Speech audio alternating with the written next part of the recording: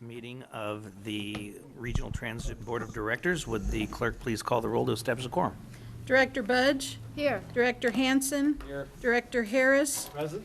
Director Hume and Director Jennings are absent. Director Miller? Down here. Director Morin? Here. Director Natoli? Here. Director Chenier? Next to down here. Director Cerna?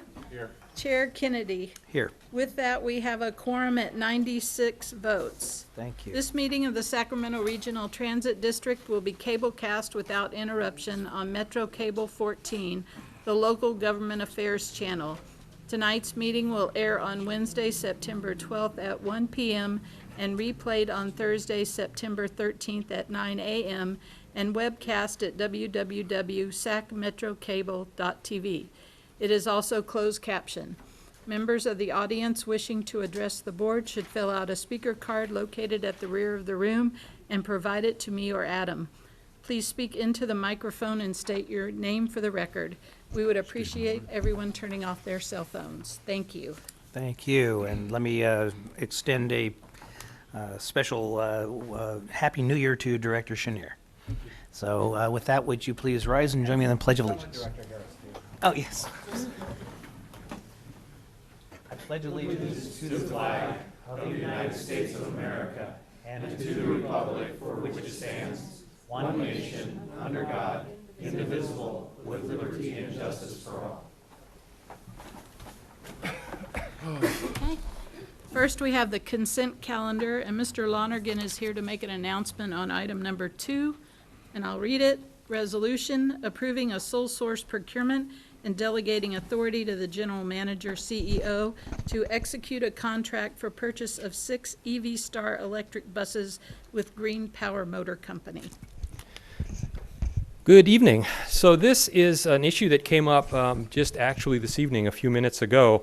We found out that the HVIP discount, because these are zero emission buses, that we applied is $10,000 too high per bus. We assumed, since our intent was to operate them in a disadvantaged community, that we would be able to take advantage of the slightly higher amount. It equates to $10,000 per bus or $60,000 for the 6 buses we're purchasing. Turns out that is tied to where the buses are actually parked at night. So it's an oddity. We're still arguing the point, but to not have to come back to the board, what we would like to do is let the resolution reflect, rather than $522,000 for the purchase of the buses, it would be $582,000, assuming we're not successful and don't get the full credit. We're still receiving, even at the lower amount, a $600,000 offset on the buses, so it's a substantial credit because they're zero emission vehicles. Okay. So that's the change. Thank you. Any questions? I'll move consent. Second. All right, we have a motion by Director Chenier and a second by Vice Chair Hansen. All those in favor? Aye. Aye. Opposed? Abstain? Motion carries at 96 votes. The next item is public addresses the board on matters not on the agenda. Actually, the next item is introduction of special guests, so let me welcome Mr. Craig Powell, one of our biggest fans, to the meeting this evening. So thank you for being here. And next would be public items not on the agenda. Mr. Lee Scott, A. Lee Scott.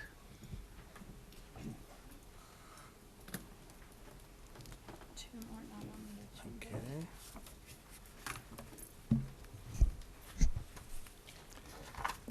Chairman Kennedy, the board. My name is Lee Scott. I am a professional driver for Paratransit, Inc. and a shop steward for ATU Local 256. Ralph Nez, the president and business manager for ATU Local 256, has asked that I appear before you this evening to inform you that contract negotiations between ATU Local and Paratransit are underway. Ralph Nez and or his designees may appear at a later date to provide this board with update information on the negotiations. President Nez and the ATU is hopeful the negotiations will progress to a fair settlement. Thank you. Thank you very much, Mr. Scott. Appreciate it. Jeffrey Tartagia.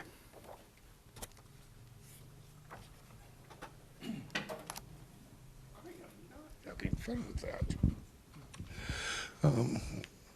Patrick Kennedy, Chairman and Jeffrey. Board of, shall we say, Regional Transit. I was at the Transportation Committee of SACOG last week, and this was dealing with one of your resolutions coming up of what we'll call the Proposition 6. And the reminder is in there is that there is 3 paragraphs in there that have a dramatic impact for the future. And I'm hoping that you members are aware of that and understand the likely impact if Proposition 6 does go forward.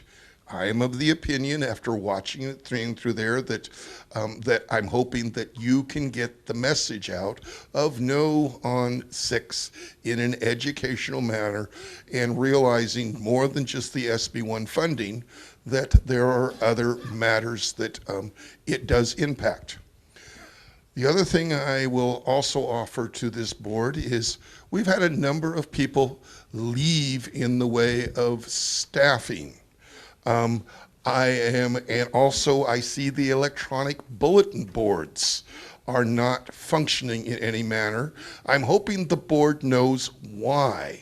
Or if not, we'll ask the general manager of exactly what is going on with the electronic bulletin boards at the light rail stations, because there's increasing frequency where they do not seem to be functioning.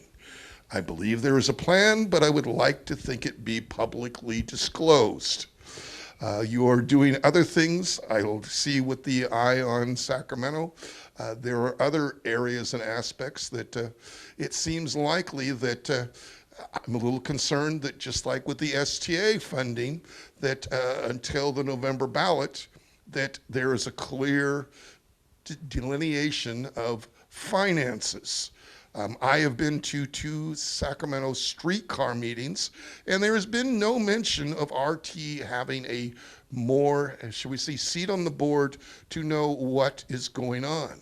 I've also seen records that suggest that you are holding at $209 million and wonder where the thing on 3rd Street is being shown in construction plans and everything else that the city has made the effort of and expended. And I will appreciate the fact that that although you've taken out the 21st Street bus stop and the 28th bus stop, this is on J Street, that indeed that there will be some satisfactory resolution and making sure that this does not happen on Broadway, where is a future plan as well as some of the other plans. So hope that MAC will be better involved to know what things are going on in the future. Thank you, Jeffrey. Henry, can we, next time we meet, let's talk about the electronic signage at the light rail stations. Yes. Thank you. Russell Rawlings.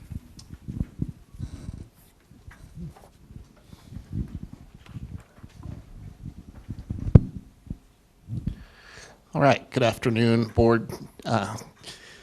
My name's Russell Rawlings. I am the Director of Advocacy Services at Resources for Independent Living and a member of Sacramento Transit Riders Union. And I'm here today to invite all of you to participate in the upcoming SacTrue Ride RT Challenge.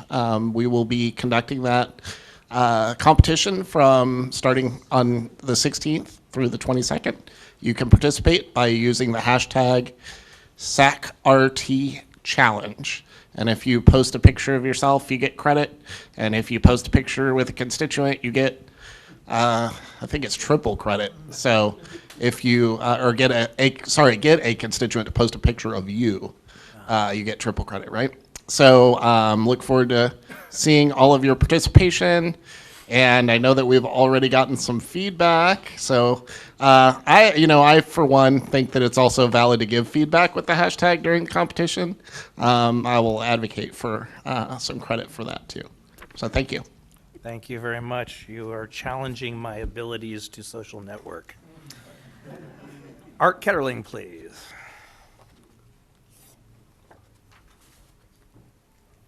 Thank you, Board. I was wanting to bring up a situation and all that with Smart Ride. I arranged the ride early of a morning on your last meeting date, which would have been August 27th, and they told me within 15 to 30 minutes. Oh, and when I called back to verify later in the day, that they said that they kept telling me anywhere from 15 to 30 minutes. Then they told me half an hour to an hour, and then 45 more minutes more. Well, when I got here, the meeting had just ended, the RT meeting from the last time, and I turned around and went back. But I was hoping that I would make it, but I didn't. I almost didn't make it this time at all, from what I understand, because that they were so busy, from what I heard, that that they have been getting more and more, a lot of response, which is a good thing. But at the same time, there's one thing that I wish that RT would do, and the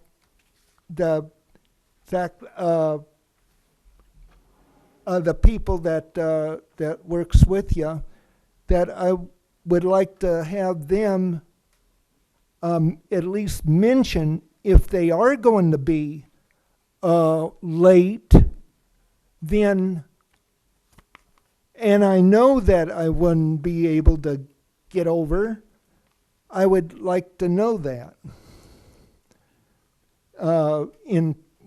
So that's my concern. But I know in one way it's good, another way it isn't so good when you don't know. And I was wanting to bring this up to the board on it.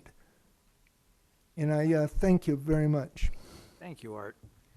Apparently, we are a victim of our own success in a certain amount, but I saw Mr. Lonergan taking notes back there, so I'm sure that we will be addressing this. Next item. Item number 7, new business, resolution, consideration of a resolution opposing Proposition 6, which would repeal Senate Bill 1, Chapter 5, Statutes of 2017, the Road Repair and Accountability Act of 2017, presented by Deborah Salinas. Good evening, Chair Kennedy and members of the SAC-RT Board. The issue before you today is a resolution asking the SAC-RT Board of Directors to take a position on a ballot measure to protect millions of dollars in future transit funding. SAC-RT's government affairs efforts focus on protecting state and federal transit funding sources the district receives. In seeking legislation to significantly increase funding for transit operations, we were very pleased when the historic Senate Bill 1 was enacted, containing the funding for public transit long sought in previous measures leading up to Governor Brown's signature in spring 2017.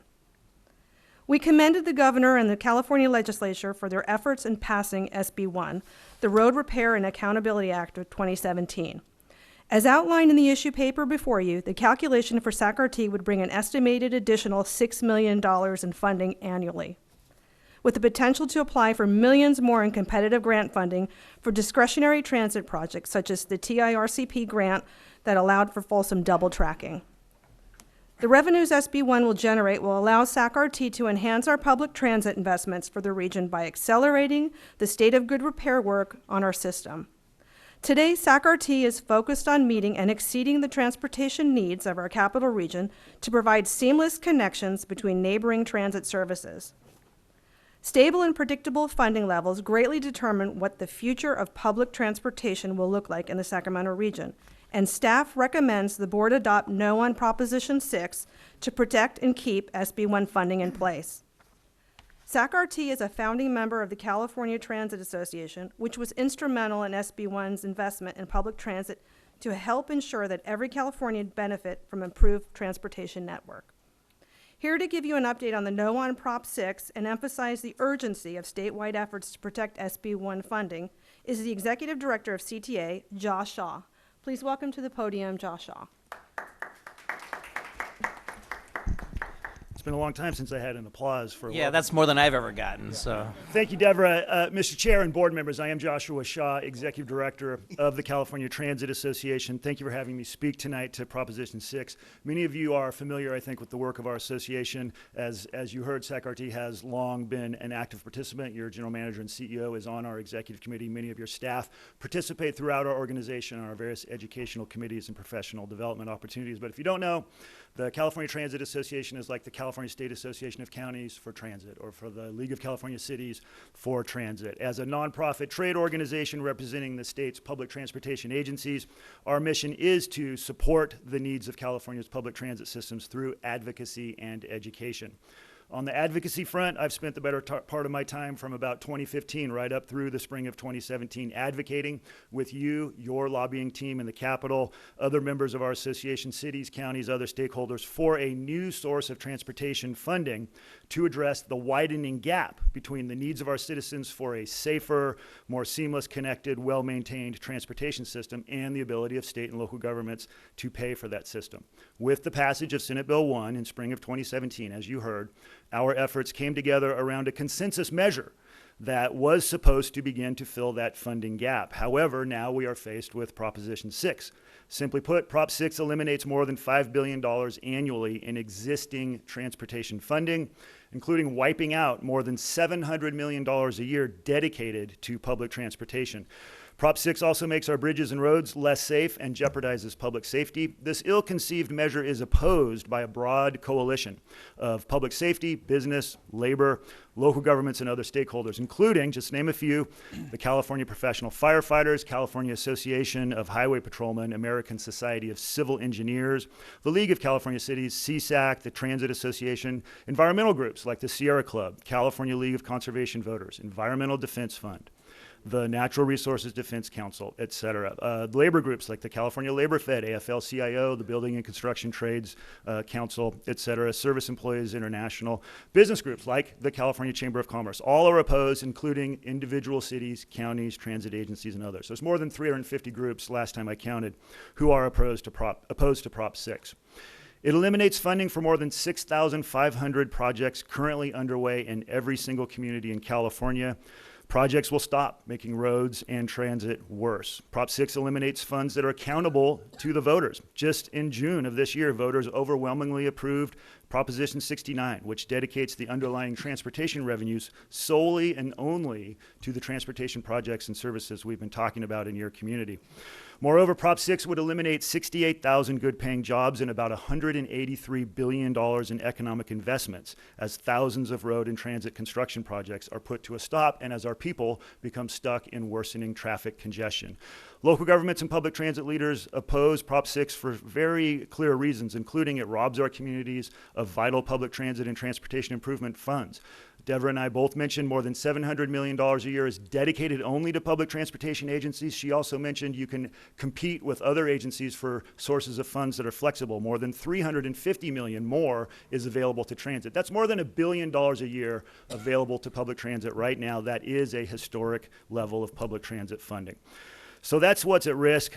We are confident that voters will reject Prop 6 once they learn that it will make our bridges, roads, and transportation system less safe, and that it will eliminate funding for thousands of projects around the state, including a devastating impact on Sacramento Regional Transit District services. Our broad coalition of public safety leaders, engineers, business, labor, environmentalists, and community leaders will wage an active campaign between now and November to educate the voters. While you cannot, of course, as a public agency get involved in that campaign, you certainly may take a position for or against the measure, so we appreciate your consideration tonight of staff's recommendation to oppose Prop 6, and your agency may certainly educate the citizens of this region as to the harmful effects of the measure were it to pass on your systems, projects, and services, just as laid out in the staff report and the resolution before you. So thank you for your consideration tonight, and as a resident of this community who often uses your services, I thank you for all of your efforts as local elected and appointed leaders and on this board to bring more and better mobility options to our region, and I'd be happy to answer any questions you might have or your board members, Mr. Chair, about Proposition 6. Thank you. Is this specifically a question? No, just on the resolution itself. Okay, Yeah, so okay. first we have, thank you very much. Is there any questions specifically to the speaker? No? Okay, then Director Harris first. Thank you, Chair. First, I'd like to move the resolution opposing Proposition 6. Prop 6 would be devastating to all of the projects that we are generating, both at RT and STA, and the collaboration of the two organizations. Additionally, just in the city of Sacramento alone, our pavement condition index will plummet without SB1 money. This is essential, that is really, I feel, essential to the state that Proposition 6 is defeated. So I'm all in favor of this resolution. Okay, we do have a motion on the floor by Director Harris and a second by the Vice Chair. In the meantime, Director Natoli and then Cerna. Yeah. I understand the content of the resolution. I guess I would just say that, certainly hearing the presentation, a couple of words here, I think that we could simply oppose Proposition 6. We can state all the reasons why or not.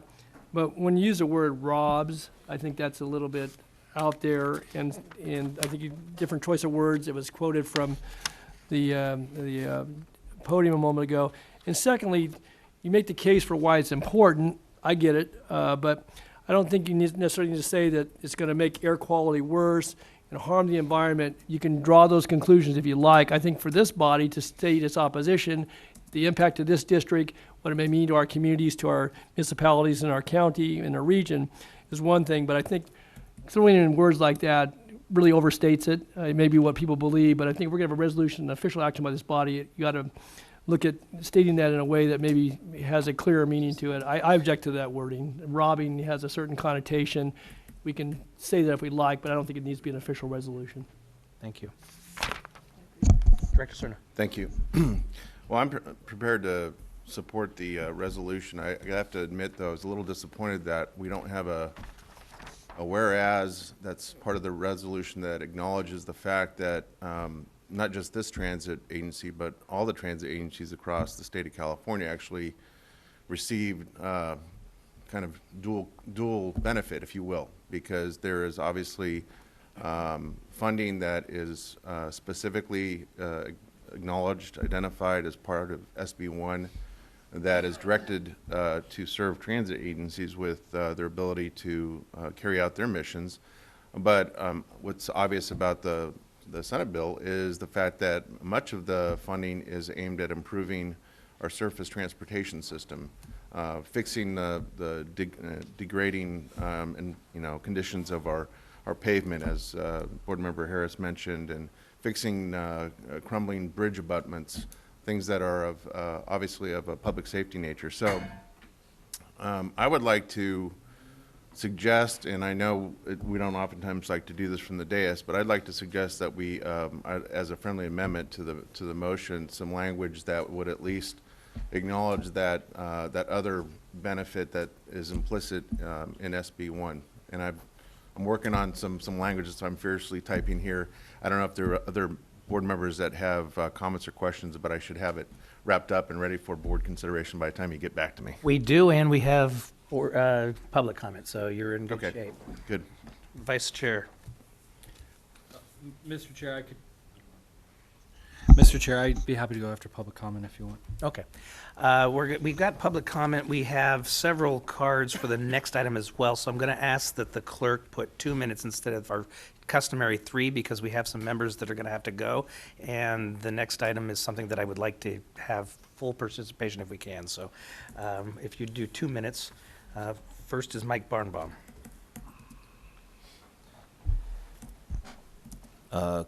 Good evening, Chair Kennedy, members of the board. And I know a very similar, if not the same item at 7 p.m. is on the Board of Directors meeting of the Yolo County Transportation District. So the speakers before this will be brief so we can get them to that meeting as well. Ride Downtown 916 feels very strongly about defeating Proposition 6 in the November election. We've met with several of our folks about this and just how unsafe the bridges and the roads that transit operates on would be if Proposition 6 passes. We're glad that we've been able to work with you and some immediate past boards since our forming to bring some ridership building initiatives, or we'll market that, Chris, as RBIs. And some of them focus on downtown, like the light rail every 15 minutes starting. I got clarification, the date is Sunday, January 6th. 15-minute service on weekends will officially begin. So on the blue and gold line. So this is a very dangerous proposition. I've been myself a voter since November of 1992. And I've never come across anything as dangerous as Proposition 6. So with that, fully agree with the board's conversation, and let the record show that I'll be an aye vote in the no on Proposition 6 for the fall ballot 2018. Thank you. Thank you, Mike, and thank you for reminding me how much older I am than you. Helen O'Connell. Helen O'Connell, and I just want to let you know that you're not alone for the no on 6 ballot. SAC-TRU is backing you up with that, and I don't know anybody that is in favor of Proposition 6, so I just wanted to let you know that you have more constituents out here to support your point of view. Thank you, Helen. Now, Vice Chair Hansen, and then Mr. Cerna. Thank you, Mr. Chair. I'm glad that Mr. Shaw was recognized by the audience. He does tremendous work. Prop 6 would really threaten not only the things that we've talked about are benefits, but the long-term viability of regional transit, paratransit, and our city's ability to continue growing and thriving as a economic center for the region. So I know that there's going to be a little wordsmithing. I'm not sure how many people will read what we will write, but I think that the gist of it being that keeping SB1 intact, rejecting Prop 6 is absolutely the right thing to do to support our riders and our long-term system. Thank you. Mr. Cerna. Thank you. So, as I mentioned earlier, Mr. Chair, I'd like to suggest as a friendly amendment to the motion an additional paragraph, an additional whereas that would read as follows. Whereas the passage of Proposition 6 would greatly compromise state of good repair efforts aimed at improving California's surface transportation network, serving many of the state's transit systems, including Sacramento Regional Transit District. Mr. Chair, I have no objection to the friendly amendment. You know, these are all points that need to be made, so the gist of it, as the Vice Chair said, is that we defeat Prop 6, and that does no harm to that goal. Second on the motion? Yep. Okay. All right, we have any other questions, comments by the board? Mr. Natoli. Yeah, if I could just offer then maybe some thoughts about it. I pointed out the words I felt were a bit overstated, at least in my view, and still being in opposition to Proposition 6. I would suggest maybe on the whereas, the last whereas on the first page where it says whereas Proposition 6 robs our communities, maybe deprives our communities would be a better choice of word, or deprives communities. Let's do this one at a time. Maker of the motion? Jeff, are you okay with deprives? I'm feeling deprived, yeah. Okay. Seconder? Okay, we got that. Depraved or deprived? All right.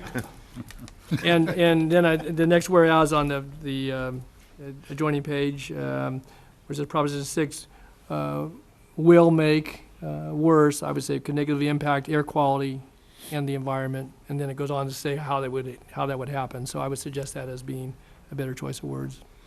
I'm also feeling impacted. All right. We're impacted and we're... So are we done changing?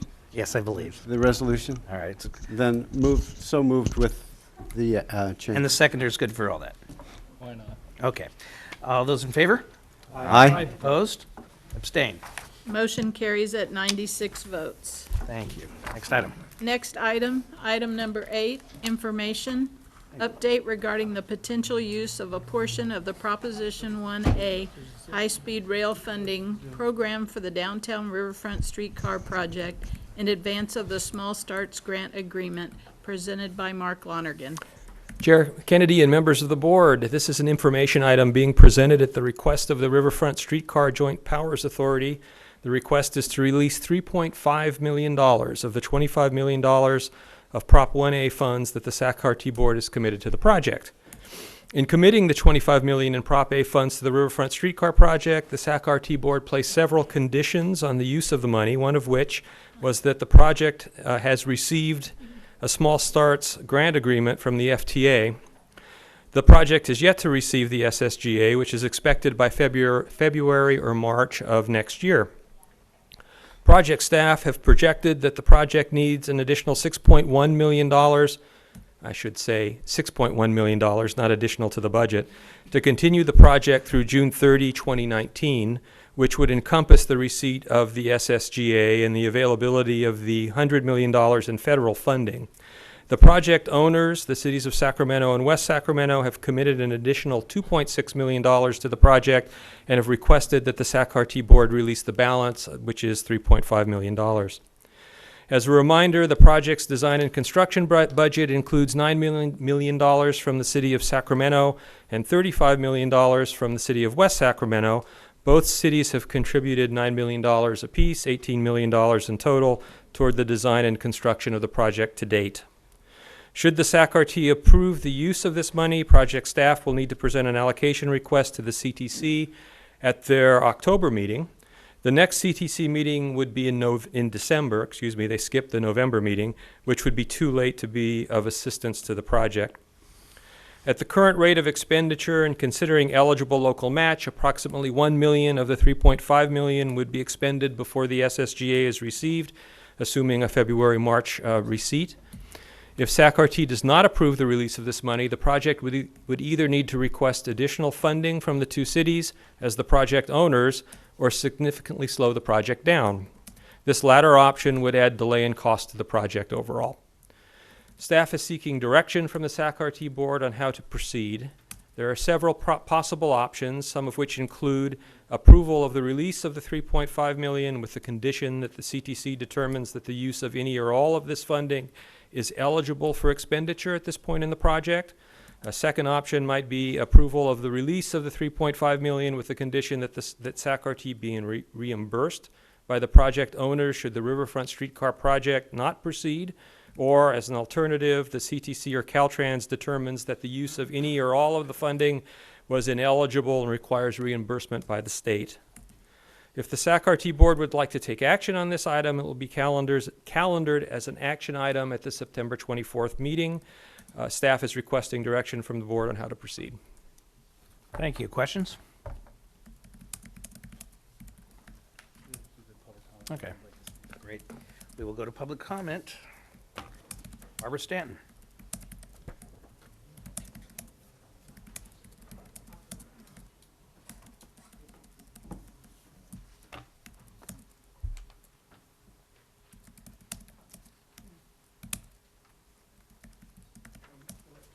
Good evening, Chair and members. Ridership for the Masses maintains its non-support for the streetcar project as a whole and any subsequent funding for the project.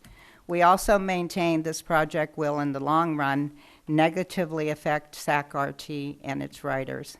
Eventually, the burden of running and maintaining the streetcar will fall to RT. Will or does RT have funding sources lined up for the necessary operating expenses without placing a burden on its riders? Currently, Regional Transit has 3 large projects in the works: Smart Ride, demand service, route optimization, rolling back fares, and expansion of light rail service. As we see it, these projects will eventually produce a more user-friendly and affordable transit service that fits the needs of Sacramento's present and future riders. We fail to understand where the streetcar project fits into the direction SAC-RT is moving. We do support, however, the opposition to Prop 6, and we'll do anything that we can to support that. Thank you. Thank you. Craig Powell.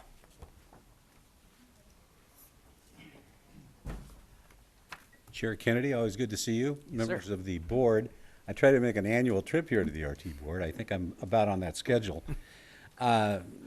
I want to introduce a couple of people from Ion Sacramento. I think you know Stephen Barassa, who is the chairman of our Transportation Committee, and Dennis Neufeld, who is also on the Transportation Committee, both of whom are directors of Ion Sacramento. It's no secret that Ion Sacramento is implacably opposed to this project. It is poorly conceived. It has no transit values. It doesn't get people out of cars. It doesn't reduce the number of miles traveled. It will congest downtown traffic because it travels so slow and not in an isolated, segregated lane.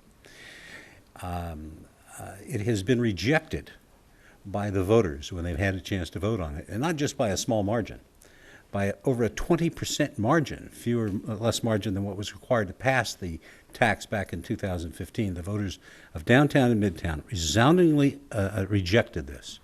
So the only time this has been subject to a democratic test, the test turned thumbs down. And the people you hear today, there is no public support for this whatsoever. This has the support of one very well-heeled, very politically juiced developer. And that developer happens to sit on the policy steering committee for the streetcar.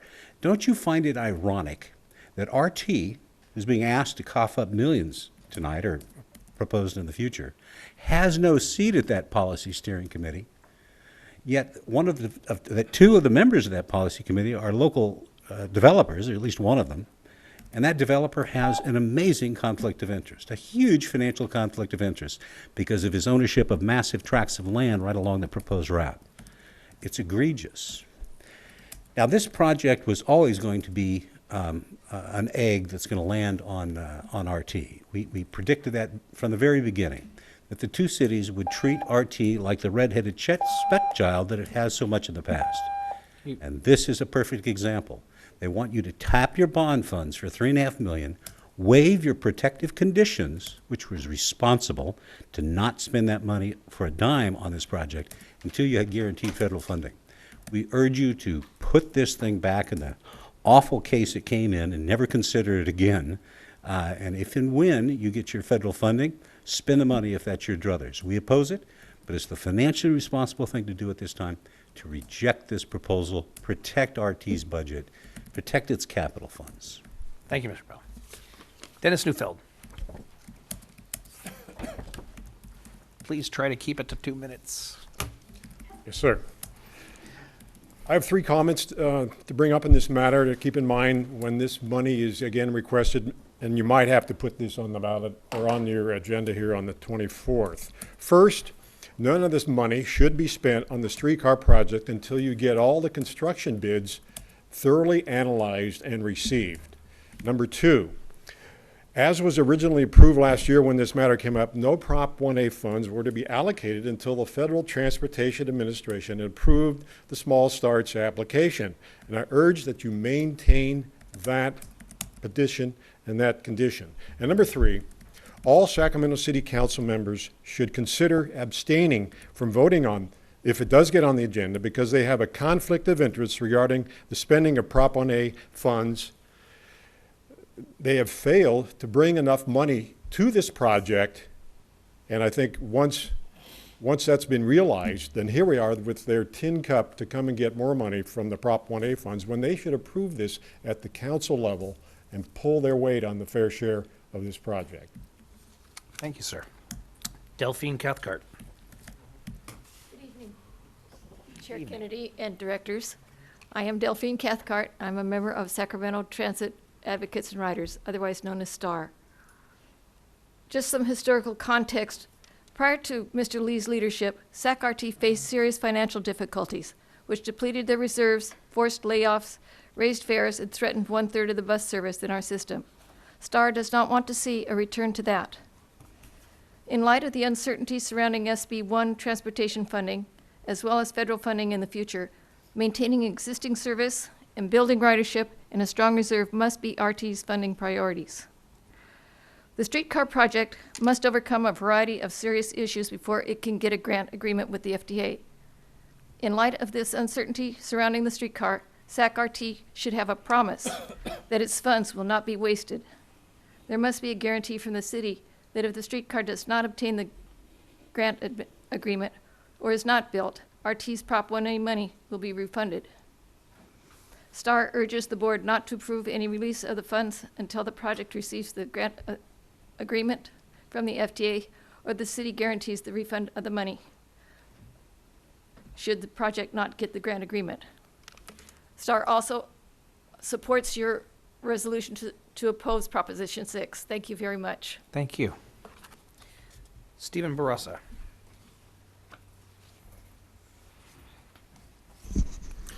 Hi, I'm Stephen Barassa, Ion Sacramento. You know, I commend the staff for a great report as always, very thorough, except there's a third item that wasn't pointed out, a third option that was discussed at the JPA streetcar board meeting in August. Third option is they can tap the cap and trade $30 million funds right now. The only caveat is they have to have a reimbursement agreement if the project goes belly up. So this idea that they need to get into the Prop 1A funds is really an attempt to put the burden of risk on RT. You know, remove the full funding grant agreement, give us the money. You know, soundly, many funding groups have put that in place, that a reimbursement agreement is necessary. And, you know, if you were to move forward, that certainly should be in place with the Prop 1A funds, but it's really redundant. They already have access to the cap and trade funds. Jeff Harris at that board meeting said that the two cities can't keep coughing up money indefinitely to chase after this project. It's getting a little tedious. There comes a cutoff time where we just can't invest anymore on a promise. So, you know, the FTA, the other thing is this money will only be used to advance the project into 2019, but there's really no guarantee that it'll cross the finish line and get that full funding grant agreement. The TFA, Transportation for America, is pressuring the feds to get that money, but the FTA is unequivocally, can I get that word, clear, saying that Sacramento and other grantees have not yet fulfilled all requirements to obtain the funding.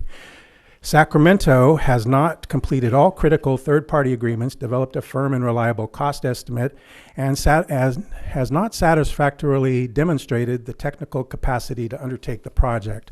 Also, funding is seriously in question as well. I just need 10 more. Just wrap it up. Yeah, the other key point is James Corliss from SACOG acknowledged that the construction and labor costs are going to rise. And this is no greater highlighted than in Orange County, where the streetcar project listed at $299 million in 2017 has now ballooned up to $407 million in costs. So I urge the board not to advance this to an action item. It's redundant and it puts unnecessary risk on the RT. Thank you. Thank you, sir. Russell Rawlings.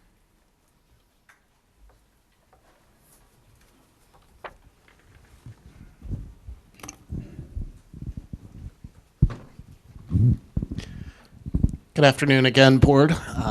Russell Rawlings, member of Sacramento Transit Riders Union. And we have been before you before, and thanks to staff's hard work, we've seen a list of eligible Prop 1A projects. These are projects that cannot proceed if the money is tied up elsewhere. You've heard some compelling arguments as to why RT should not commit these funds.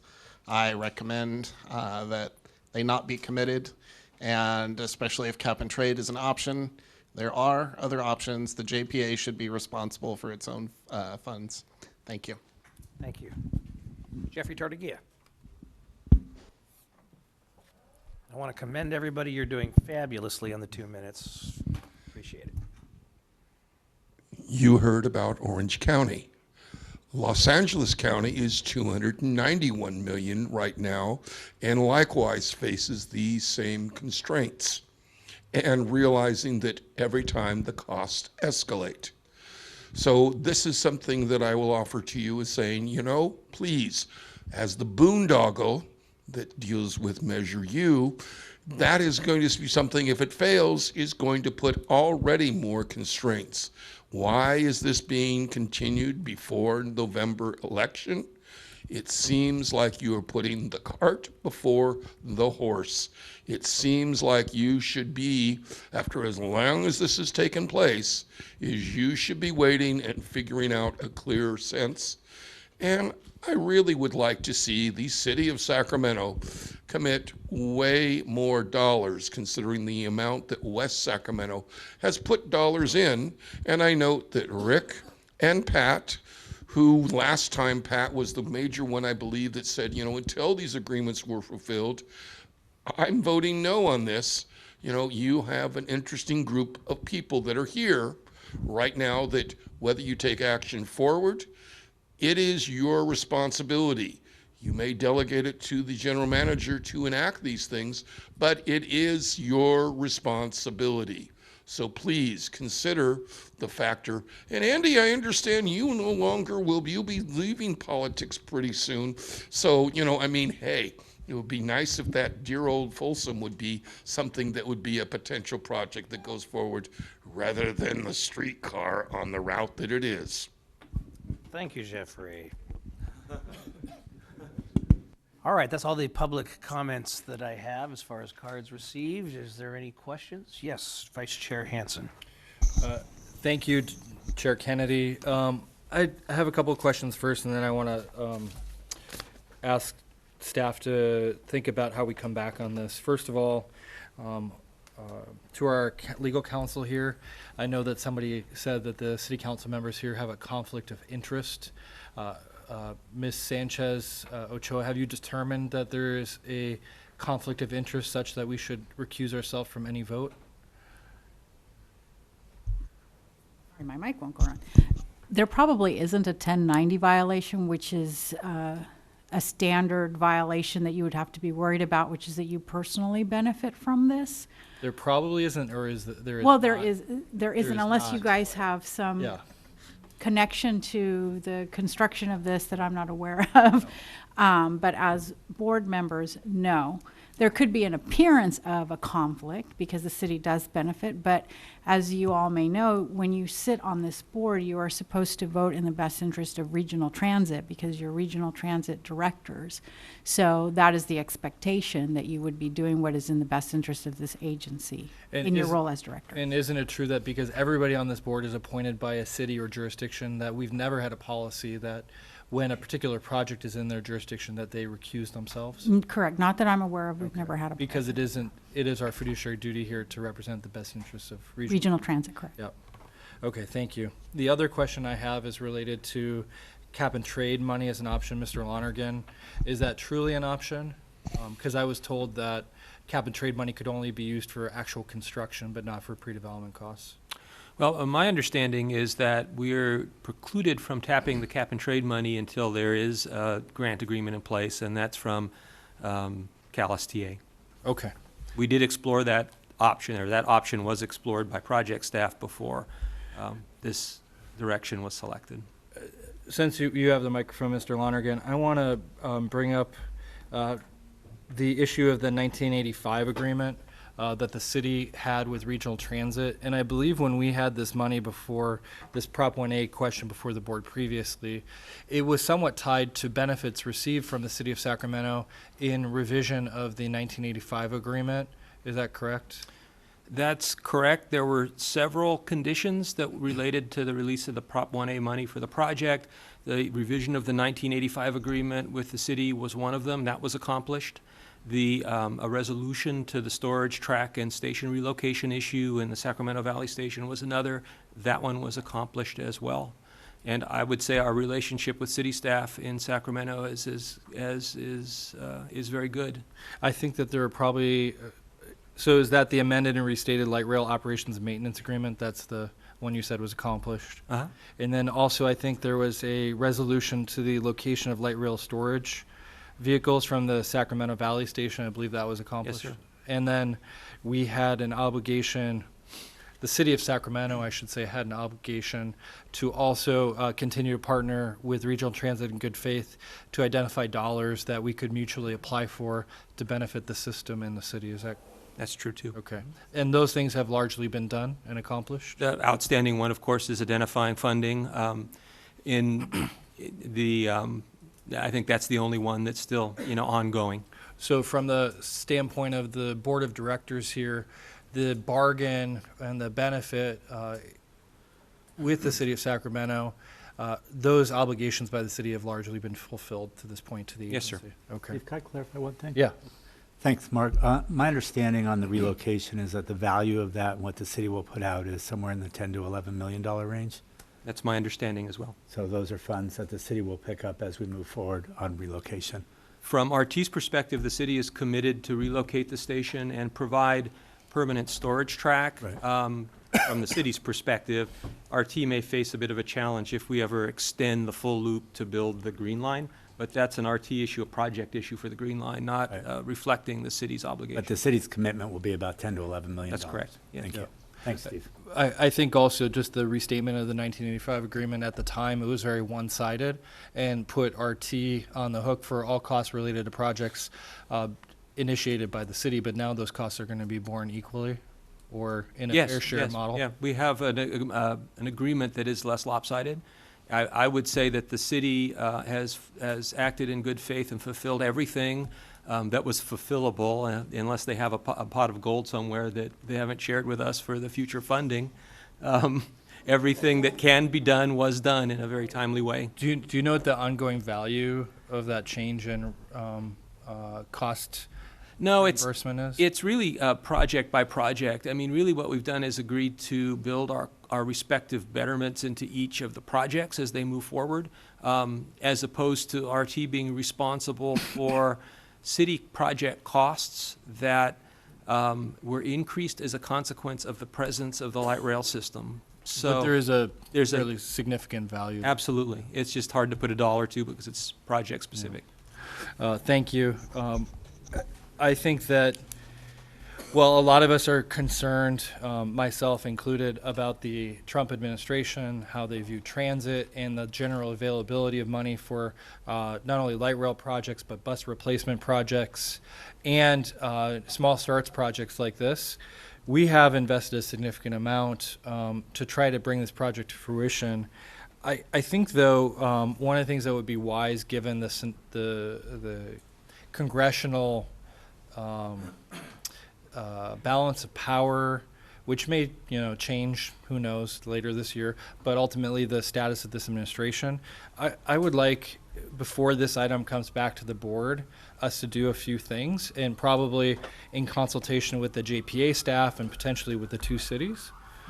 One is scenario planning, because I think the public raises some very valid questions about what our long-term strategy is here, particularly in the scenarios where that we're most concerned about. One is where the project goes out to bid and comes back and it's substantially over the budget.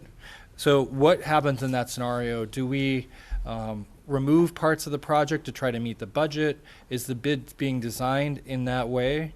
Are there other options that we are not considering related to scale and scope of the project that could help value engineer the project? The second piece is risk mitigation. Sorry, the second alternative is if we don't get a full funding grant agreement, and what is the value of any of this work in the event that the federal government, the FTA, the Trump administration deny the ability of the agency to receive a full funding grant agreement to deliver the project. Both cities have expended about $9 million. There may be, if this board decides to advance, to apply to the CTC for $3.5 million, and should they approve that, an additional amount of money invested.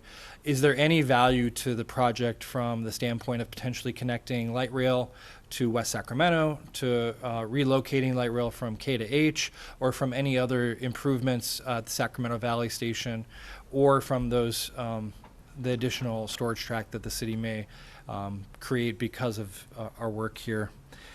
The second piece is, I understand from John Valsecchi and Mr. Trost, who are staffing the JPA, that these funds aren't really needed until the second half of this fiscal year, so beginning in January through the end of June of 2019.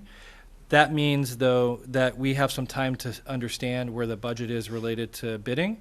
The project's supposed to go out to bid in October. Those bids are supposed to be back in December. I think that staff should bring back with any funding decision for this board mitigation recommendations. Should those bids come in over, what happens? Should the decision to keep spending money related to Prop 1A funds come back to this board in January to assess that and to make a decision about whether to continue the project? And I'm sure that will be done in consultation with the staff from the project management team. And then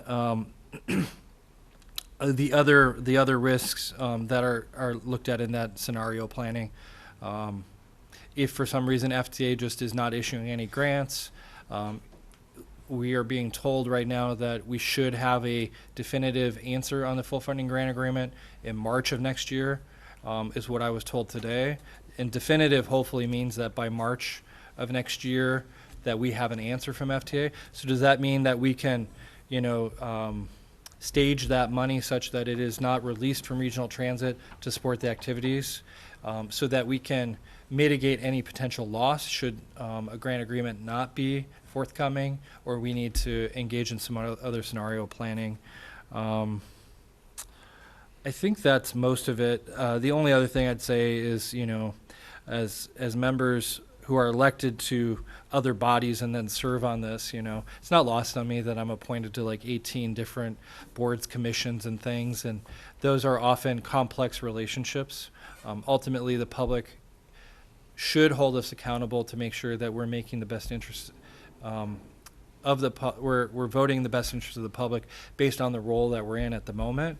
But ultimately, it's my particular residents who will have a chance, and some of them are here, to assess me in March of 2020 on my performance, and that hopefully will be a less painful process than trying to get a full funding grant agreement from the federal government.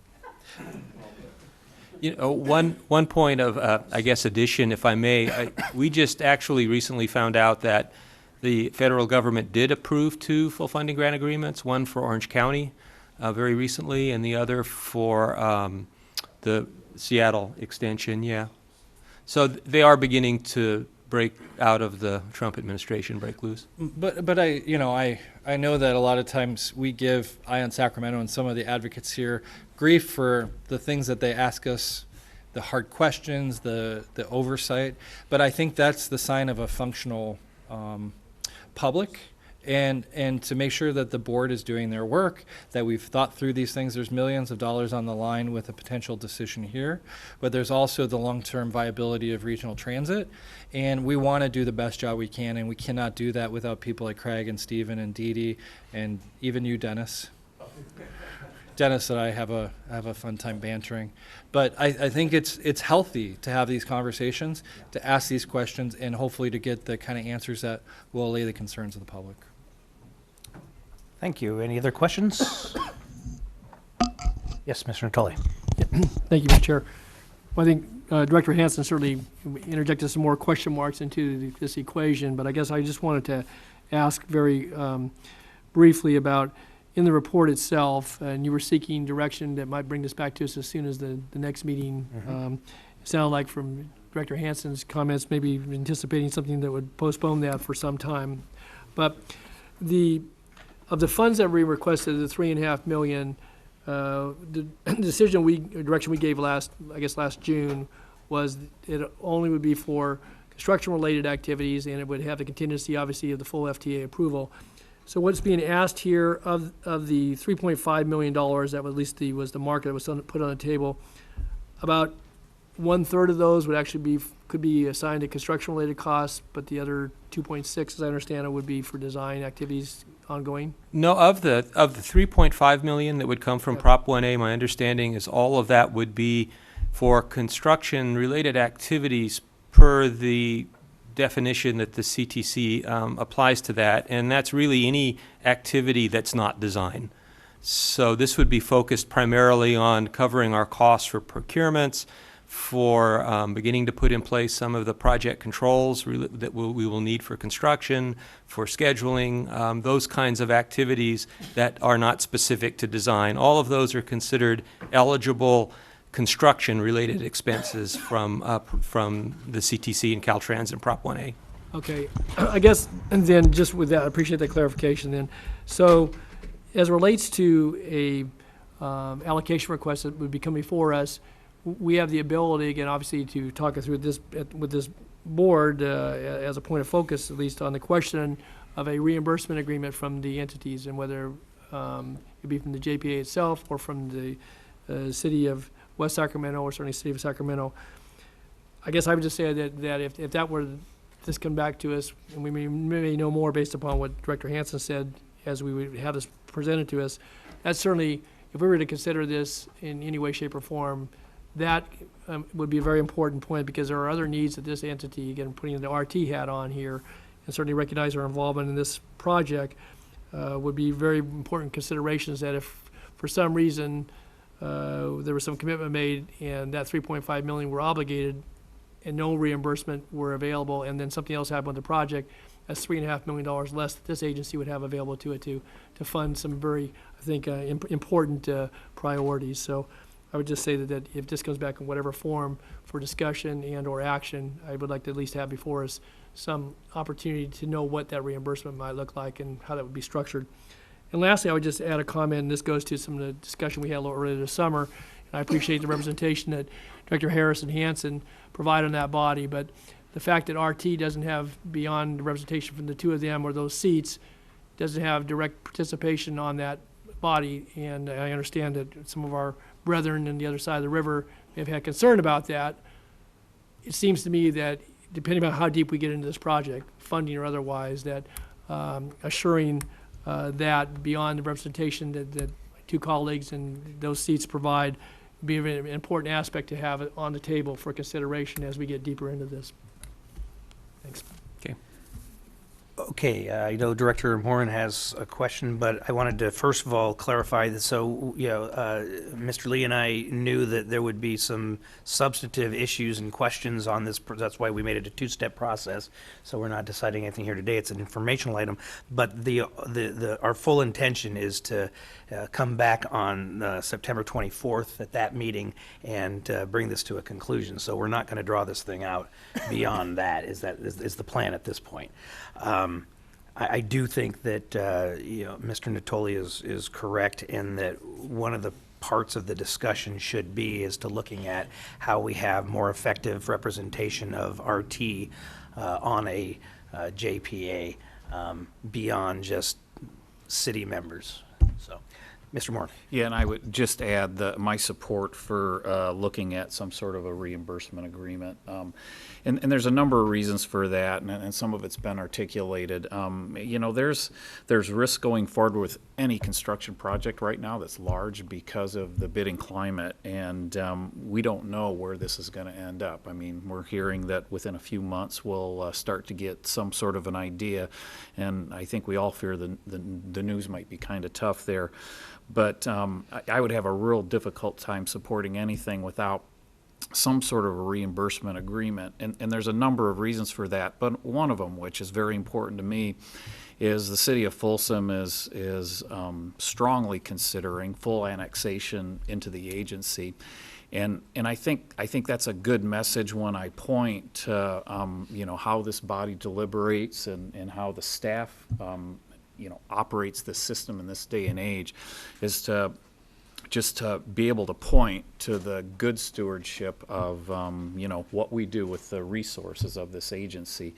And we deliberated this $25 million a year or two ago, and that was a difficult vote for me, I'll be honest, but it did make sense in one manner, is that it did enable us the ability to potentially leverage some significant money coming from state and federal sources. Seeing that that's not assured yet, I'll just feel a lot more comfortable if there's some sort of a reimbursement agreement in place. So. Okay. Mr. Schneer. Thank you. A couple of questions. First of all, Mr. Lonergan, Has there been, to date, any discussion with the cities on a reimbursement decision? Because I've been involved with this for a while. I haven't heard No, that discussion. there haven't been any discussions. I would say there's two elements to possible reimbursement. One would be a reimbursement if one step back, if the project proceeds, obviously this is a moot point. All the Correct. money is into the project. If the project does not proceed for whatever reason, then that would be when the reimbursement agreement would kick in. And actually, there's one other condition that I'll get to in a moment. The reimbursement agreement, from a general perspective, doesn't logically make sense up front because the city of West Sacramento could just fund it now. And they're the entity with the most construction money still in the budget and on the table. If that's a condition that releases the money, then that's what we would take back to the JPA for their response. The other condition is that for some reason, and we have vetted this to the extent we can, but if for some reason Caltrans or the CTC determines at a later date that the money has been spent in an ineligible fashion, that at that point RT would be reimbursed. That, although we've not discussed it with the JPA, that's consistent with the philosophy that RT not be harmed in the streetcar project. And that actually could happen whether or not the project moves forward. So let's focus on the first piece, which is the cities. And just so as a question, I know, how long did it take to get to the governance agreement? In months or years? Oh, gosh, yeah, over a year. So we're talking about something that we're kind of throwing into the pot at this point with estimated need to get this done by the end of the month so they can go to CTC. Because my understanding on the timeline of all this, and I appreciate Mr. Hansen's comments because I think they laid out a thoughtful way of thinking about this on timeline, which actually gives us some touch points as we go forward, particularly around the construction bids. And we all have, I think, reasonable fears around the construction bids. So I just, on the reimbursement stuff, it would be nice. It's not going to happen certainly by September 24th. So I'm hoping people don't think that's going to happen within the next 2 weeks, given what we've gone through on this. I think that what I would like to do also is make a request from Mr. Lee or Mark from Lonergan, from you as well. I've seen some information on kind of risk assessment for all of this, because I think that some of the questions that we've heard, both from the audience here and otherwise, have been risk around the project itself, some related to the 3.5 million, but it's more attuned to the project, and I'd love to see that risk assessment come back the 24th as well, of where we are. And we've done some of that in the past and some of that discussion, but I think there's a risk and reward piece here. Particularly if someone says, well, your operating expenses are going to take away from some other projects that we're doing. That shouldn't be the case, because we've signed agreements with the cities that the two cities will be wholly responsible for the operations of streetcar. So there's a lot of pieces. I'm glad we didn't go back and relitigate the 25 million today. That was my fear, and that we're sticking to the 3.5 as basically an advance on money that this board has already committed. So that's where I'd like to go, and I'd look forward to the discussion on the 24th of the month. And Mr. Hansen, thank you for kind of laying out what you did. I think that's very helpful as a way to think about it, to give us touch points as we go on this, particularly around the construction bids. And I will say that project staff is already well down that path, so providing that information on the 24th should be something that we can do. I think the other thing, thank you, appreciate that. The other thing that I'd like to see as we come back is, of the 3.5, how much of that is recycled back into staff costs for RT? I know you've looked at that information as well. I think that's an important component of all this. So a lot of what we're doing here is funding, have been funding, and will continue to fund work by RT as a vendor in this. They're the contractor building this as we go forward. I think that would be important as well. Thank you, Mr. Chair. Okay, Director Natoli, followed by Vice Chair Hansen. Yeah, I want to get clarification, because you made a point that I wrote down here, Mark, a moment ago, And I heard the earlier staff report that both cities put in $9 million apiece thus far, but you said West Sacramento could fund it themselves, and that would, and so is it a matter of risk consideration? I mean, obviously they're part of a JPA, but if that's the case, you know, our funds aren't any less precious than what may be precious to the city of West Sacramento. And so I guess, and maybe I get some elaboration from my colleagues here, we can have information for that on the 24th. I would just say, though, that's an important statement because, again, recognizing certainly that it's been, you know, an equal amount shared by the two entities in the JPA, but if in fact they have that money, they could go forward, but yet they come to RT. When we went through this exercise, to Mr. Chenier's point a moment ago, we're not revisiting the $25 million, and the commitment was made by this board, but they're asking for an advance. Some of us spoke to this issue of a reimbursement agreement. Now talk about timing and what that means to that, but could you elaborate on what West Sacramento has available to them? So the city of West Sacramento committed $35 million to the construction budget. They've allocated an equal amount as the city of Sacramento's amount, which was $9 million apiece, which leaves $26 million left that they could commit to the project. I'm based on the discussion that I've heard. I believe that the city of Sacramento, frankly, is all in. The city of West Sacramento is limiting their exposure should the project not proceed, and are looking at the Prop 1A money as a way to continue and progress the project through the construction bid, so we get some actual pricing, and the SSGA to keep the project moving without increasing their exposure should the project not proceed. I think that's the thinking. That's why a reimbursement agreement, I think Director Chenier's correct, would be difficult if that reimbursement agreement was just to repay RT for the $3.5 million of Prop 1A monies committed. I think it's a different discussion if it's reimbursing RT if the money isn't eligible for expenditure. I think those are two very different things. Thank you for that. I just would comment that if we're talking about limiting exposure, then I'm certainly going to look at RT's exposure on this as well. And obviously, that's what you brought to us from a staff perspective. Thanks. Vice Chair Hansen. Thank you. Sometimes when you go first, you learn things you should have brought up from the other members. First of all, I know I talked about the value of this, the agreements made with the city to regional transit. And while we're not taking a vote tonight, I think it'd be very hard for me to have helped negotiate those benefits to regional transit, which number in the millions, and then have this board then ask the city or potentially the cities to reimburse it for this money when the value of those agreements is far in excess of what is being talked about. So I respect that got brought up, but I would not support that in the end.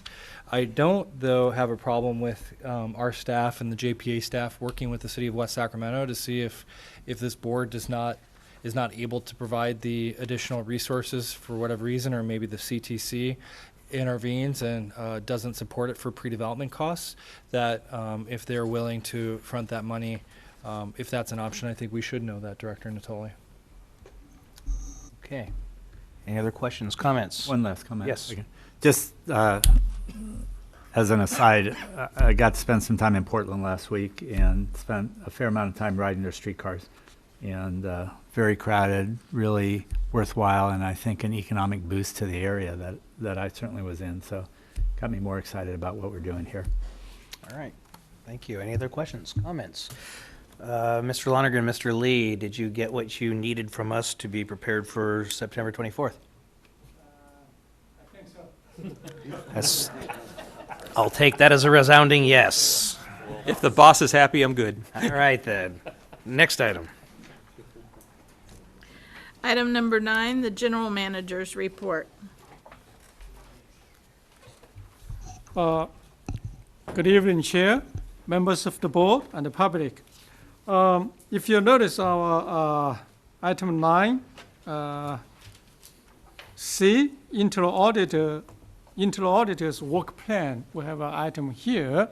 Before we have our internal auditor, Mr. Matt Pinkerton over there. Before I bring him to the podium, I just want to give a little bit of background information, so public would understand why he's here to present the preliminary auditing work plan. So last month, SACRT board accepted or approved dual reporting structure for field-specific positions to report to board and GM CEO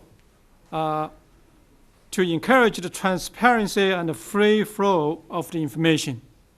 As a result of this new reporting structure, 3 positions will have direct access to board and will be able to directly communicate from and to board while reporting to the GM CEO or his or her designees for daily supervision. The reporting structure will expand, strengthen, and clarify the oversight responsibility of SACRT's board over district's policy direction and strategic plan. Establish a performance culture of accountability and teamwork, and certainly foster transparency and timely information sharing with the policy makers. The 3 positions are internal auditor, legal counsel / director of legal service, and equal employment opportunity administrator. Tonight, I would like to ask SACRT's internal auditor to make a presentation to the board summarizing his current internal auditing activities and seek input from the board on his preliminary annual work plan. His position is responsible for conducting various audits and a review of performance, effectiveness, and efficiency, as well as watch for any potential signs of fraud, waste, and abuse across the district. So Matt, the podium is yours. Thank you very much, Henry. Thank you, and welcome, and we're all appreciative of how important your work is, and we love brevity. Understood. Okay, Matt Pinkerton, Internal Auditor.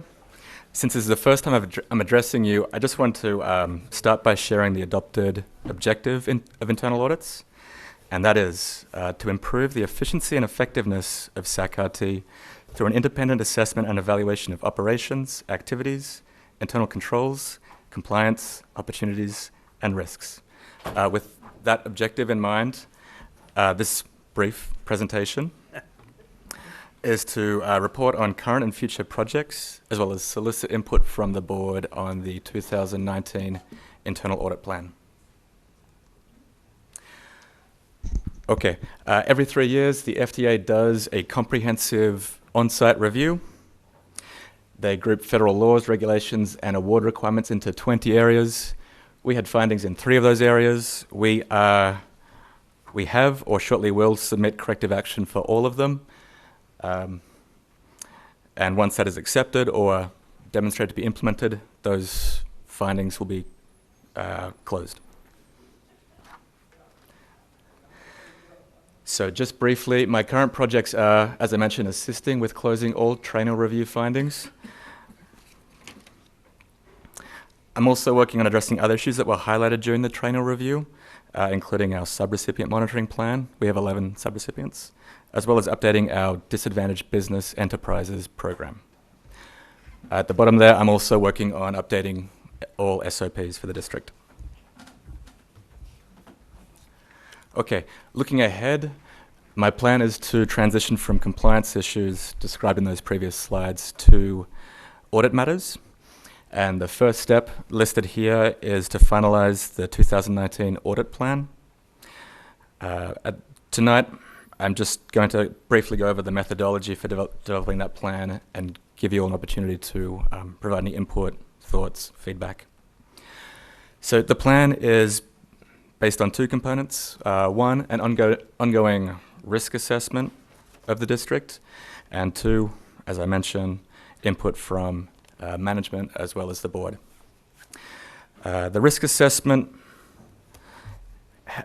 is based on a number of categories with roughly equal weight: financial and compliance risk, security and safety risk, operational and strategic risk, images and reputation risk, the complexity of activity, and the time since the last audit. Some examples could be looking at project management, contract management, or looking at IT resources and IT risk of cyber attack. And a last one could be a review of the language assistance program. Okay, as I mentioned, the other source for the audit plan is input from the board, and that could be any concern really, compliance, fraud, customer service, safety, security, fiscal responsibility, or business efficiency. The goal is really to really balance that risk management with management and board concerns so that any selected audit is of high value to the agency.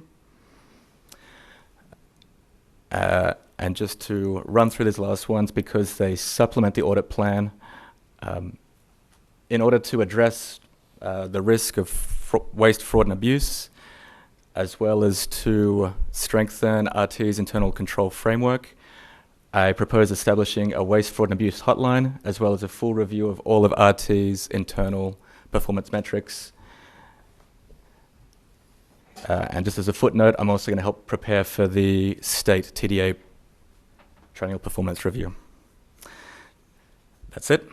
I'm happy to take any questions or receive any input you have on the audit plan. Great, and Mr. Chenier did not have to raise his hand. I knew he would be chiming in. No, this is very quick. So I think this is great. I appreciate it. And Henry, thank you for gearing this up. I just want to say at the city, we've got a hotline as well. One of the things that we really did not fully anticipate was the use of the hotline and the resources needed to answer those pieces. So just want to make sure if we're going to go forward that we have the capacity to answer complaints with the hotline. Thank you. I reviewed the cities, and I believe it takes about a third of the resources just to address the hotline. From the auditor's office, yeah. That's right, yeah. It's That's been significantly substantial. more than we had thought it would be. Right. I think that there is a payoff. Enough is true that comes through that it makes it worthwhile, but it's still a significant amount of resources. So it's just something you'll have to think about in your budget for next year. I appreciate that. Thank you. Any other questions?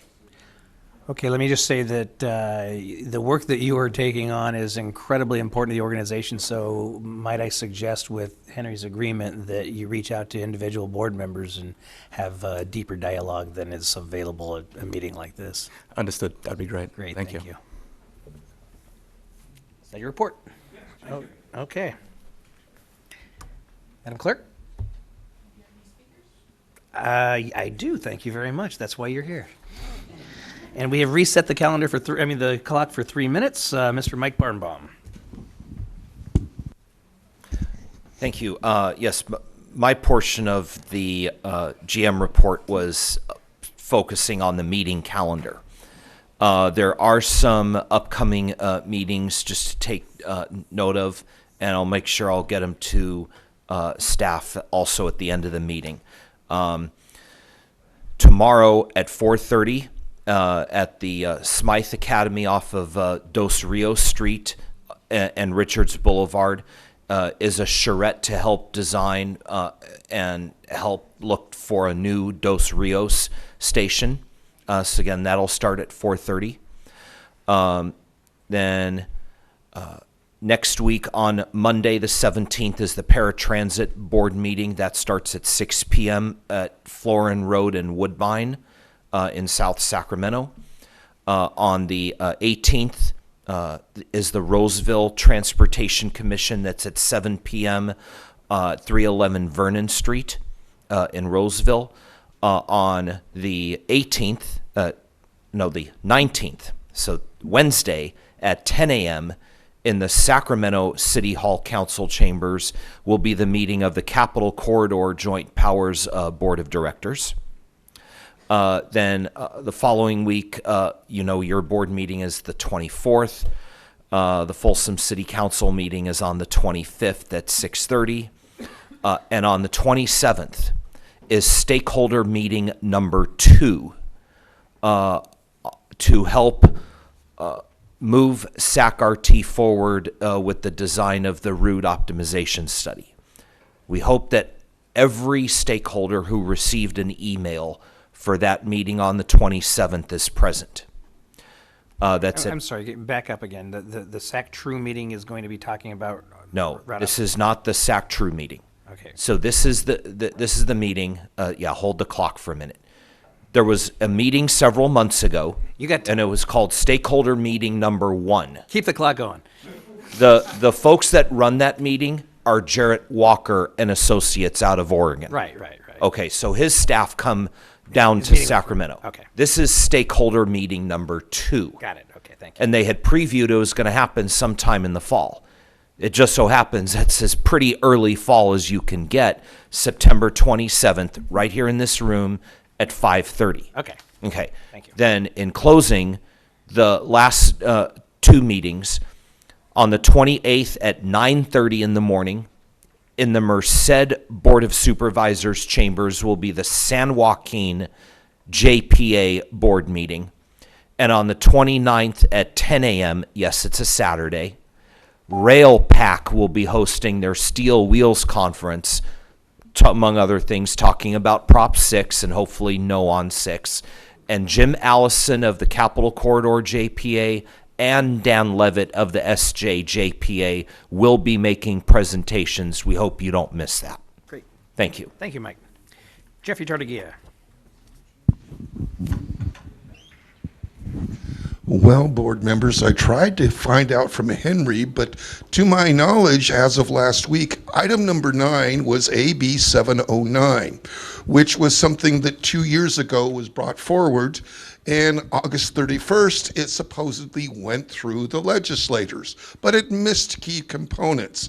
So I'll invite you guys to find out what AB 709, that was specifically related to regional transit, what it is about. But since I haven't heard, I guess I should write a constituent letter saying that since it wasn't get everything, maybe it should be held up. Last year with Kevin McCarthy, I had that discussion. Now this year, who Kevin McCarthy is or McCarty, whatever our local guy is. There we go. I have that problem with the damn last name. Guy from Bakersfield really doesn't care what you have to say about Trump. Bakersfield was interesting. I was there at the Sheridan when he had his little protest conversation. But anyway, I'm guessing I will write a constituent letter to our little governor about with the number of things. They've got 3 or 4 that are going right now this week. All right. Thank you, Jeffrey. There's no other cards I have from the public. Is there any other comments or questions from the board? We're adjourned.